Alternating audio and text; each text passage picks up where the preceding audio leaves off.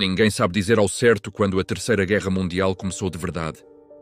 Alguns dizem que foi com um míssil que caiu no lugar errado. Outros acreditam que tudo já estava escrito, como faíscas acumuladas por décadas de tensão entre nações. Mas, para quem estava vivo naquele ano, o início não veio com explosões, veio com silêncio. Um silêncio estranho, pesado, que dominou rádios, televisões e todas as telas. Como se o mundo inteiro estivesse prendendo a respiração. A primeira detonação ocorreu às 4h17 da manhã, horário universal. Um clarão iluminou o hemisfério norte, transformando a madrugada em um dia branco e assustador. As câmeras de segurança captaram apenas alguns segundos antes do sinal desaparecer por completo.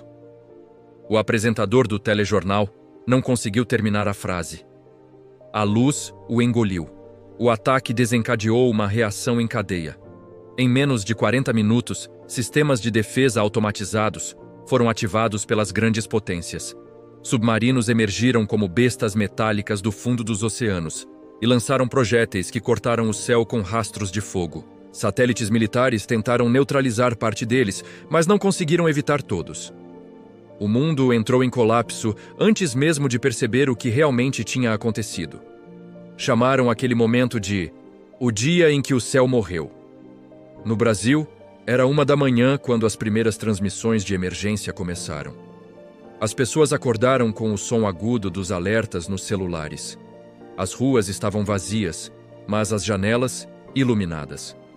Nas grandes cidades, as sirenes tocaram sem explicação, apenas repetindo uma mensagem.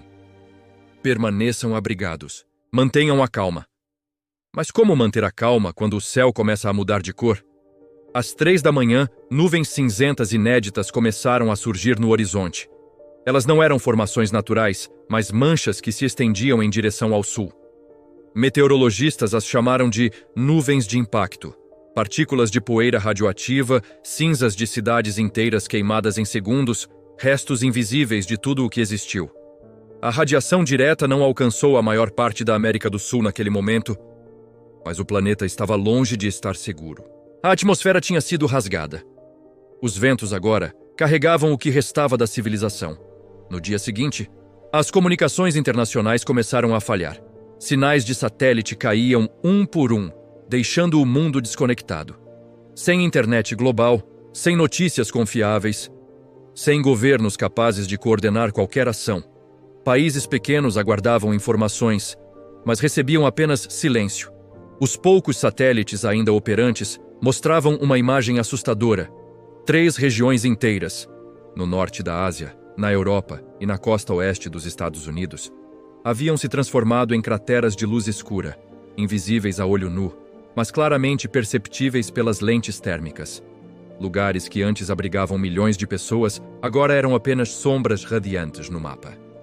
As cadeias de suprimentos colapsaram em menos de uma semana. Mercados fecharam, estradas ficaram desertas e aeroportos tornaram-se abrigos improvisados. O medo fez as pessoas correrem para garantir comida, água e qualquer forma de proteção. Mas, na verdade, ninguém sabia do que exatamente estava tentando se proteger. Da radiação invisível, da queda da ordem ou de si mesmas. Com as explosões, partículas microscópicas subiram para a atmosfera e começaram a bloquear parte da luz solar.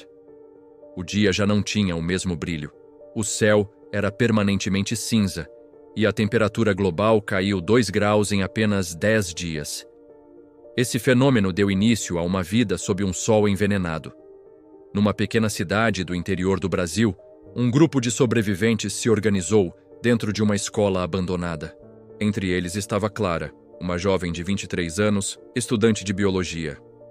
Era ela quem tentava explicar, em palavras simples, o que estava acontecendo. A fuligem nuclear está subindo para a estratosfera, ela dizia. Vamos ter meses, talvez anos, de escuridão parcial. As plantações não vão crescer como antes. Ninguém respondia. Era difícil acreditar que o mundo, tão moderno, tão tecnológico, tinha sido destruído em menos de uma hora por decisões tomadas a milhares de quilômetros dali. No 13º dia, uma mensagem inesperada atravessou as ondas de rádio. Uma voz clara disse: Atenção a todos os que ainda podem ouvir. Este é o transmissor Aurora, da Estação 8. Abrimos um canal de emergência global. Não resistam sozinhos. As zonas seguras. A sala inteira se levantou. Clara anotou as coordenadas transmitidas, embora soubessem que as rotas poderiam estar bloqueadas ou destruídas. Isso significa que ainda existe governo em algum lugar? Perguntou um dos homens. Existe alguém tentando, respondeu ela, e isso já basta. Mas a esperança durou pouco. A transmissão falhou 2 horas depois, substituída por estática. Alguns disseram que a estação havia sido destruída. Outros acreditaram que era interferência radioativa. De qualquer forma, o silêncio voltou. À medida que os meses passavam, o mundo se transformava em um lugar de sombras. Os efeitos da guerra se tornavam mais evidentes. Rios começaram a secar devido à mudança repentina nos padrões climáticos. Regiões inteiras enfrentaram tempestades ácidas que corroíam metais e destruíam plantações. Em outros lugares, ondas de frio extremo matavam animais e humanos sem aviso prévio. Os países que não haviam sido diretamente atingidos pelas bombas ainda assim sofriam com a devastação global. A economia mundial deixou de existir. A política internacional tornou-se irrelevante. Era como se o planeta tivesse sido empurrado de volta para um estágio primitivo, onde sobreviver um dia já era uma vitória. Clara e seu grupo, agora com mais de 50 pessoas, começaram a plantar alimentos resistentes ao frio em estufas improvisadas. Mesmo assim, a colheita era pequena. A falta de sol afetava tudo. Enquanto isso, rumores circulavam. Falava-se de cidades subterrâneas criadas por governos antes da guerra, de navios que vagavam pelos oceanos procurando águas limpas, de cientistas trabalhando para tentar lavar o céu. Mas eram apenas rumores. E rumores, naquele mundo novo, eram tão perigosos quanto a própria radiação. Certo dia, Clara estava estudando partículas de chuva coletadas quando ouviu um som diferente do habitual. Motores. Um comboio militar, vindo do litoral, aproximava-se lentamente. As pessoas da comunidade correram para se esconder, acreditando se tratar de saqueadores ou soldados inimigos.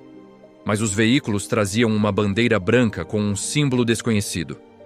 Um homem desceu do primeiro caminhão. Tinha o rosto coberto por uma máscara e usava roupas grossas, de tecido resistente.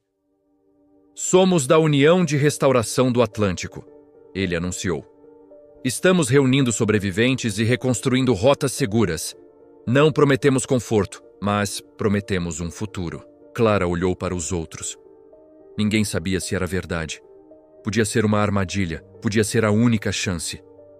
Após horas de debate, eles tomaram a última decisão. Iriam.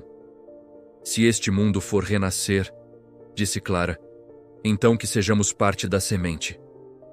O comboio levou o grupo por estradas destruídas, atravessando cidades fantasma, onde prédios queimados pareciam esqueletos gigantes.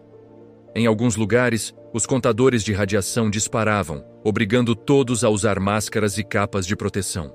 Em outros, o silêncio era tão profundo que até o vento parecia respeitá-lo.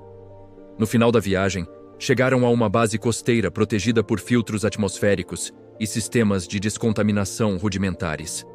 Ali, centenas de pessoas de diferentes países viviam juntas, compartilhando histórias e tentando reconstruir o pouco que sobrara.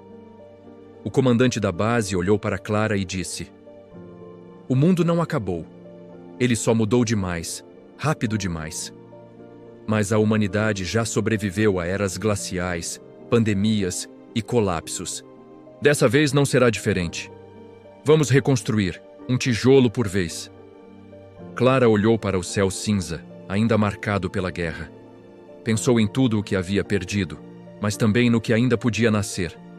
E pela primeira vez desde o início do caos, um pequeno raio de luz atravessou as nuvens. Fraco, mas real. A esperança não tinha morrido. Apenas estava escondida, esperando o momento certo para retornar. Obrigado por assistir. Se você gostou desta história, não se esqueça de se inscrever e ativar o sininho para mais conteúdos como este. Até a próxima!